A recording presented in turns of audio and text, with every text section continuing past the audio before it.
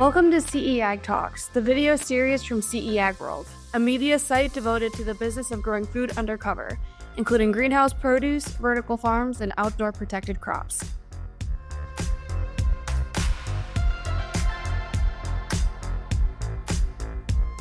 Today we're welcoming Chris Corkery, founder and CEO of 100 Acre, a vertical farming company headquartered in Milwaukee, Wisconsin.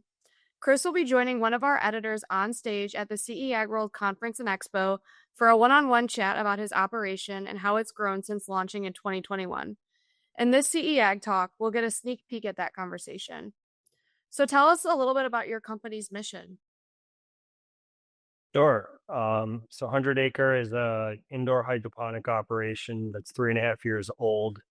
It's the first of our kinds. We have one farm in operation as a prototype with a mission to revitalize the food system through decentralized local production of leafy greens and value-add products. Now you have an interesting workforce development program. Could you describe that and talk about how it's impacting your local community? It's in tune with the local area that we serve because that makes sense. So we have a very specific focus on, hiring local and viewing our needs, our employment needs on a more holistic level.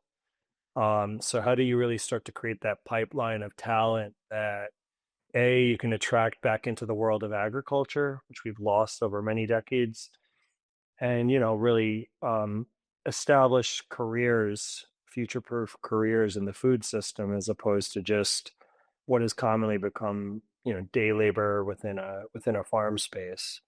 So we really like to, again, take a holistic approach and think about how we are building a team into the future. So as we grow, they grow. Hence our tagline is "Grow with us."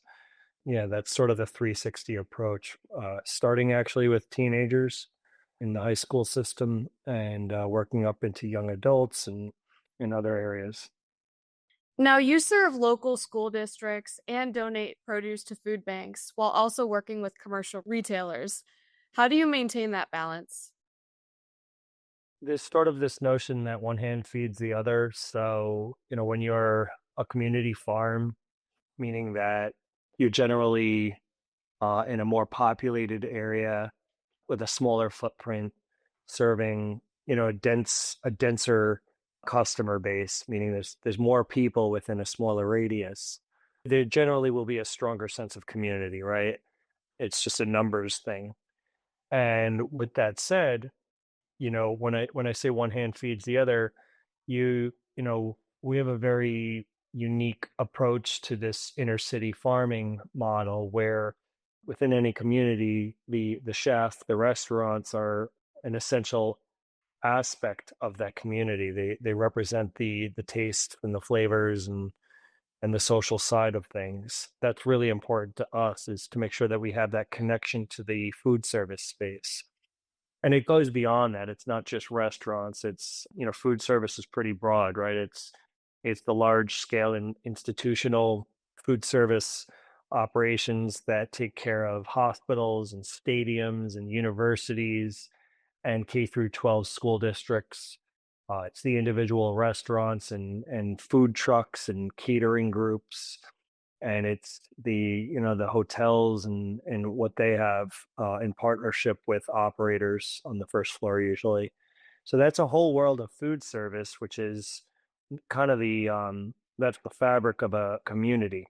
On the other end, there's these large scale grocery networks that are also seeking local while needing reliable, scalable partners, and that's tough to find. That's what I mean by one hand feeds the other. We try to make sure that we're set up for scale with grocers, which is a serious undertaking. All the while, you have to try to remain local while going global, which is almost an oxymoron. And then on the flip side, we're trying to accommodate the smaller restaurants and their seasonality, because that's what connects us back to the community. Thank you so much for taking some time out of your afternoon to talk to me about your upcoming session at the CEAg World Conference and Expo, and we look forward to continuing the conversation in November. Thanks. Look forward to seeing y'all there.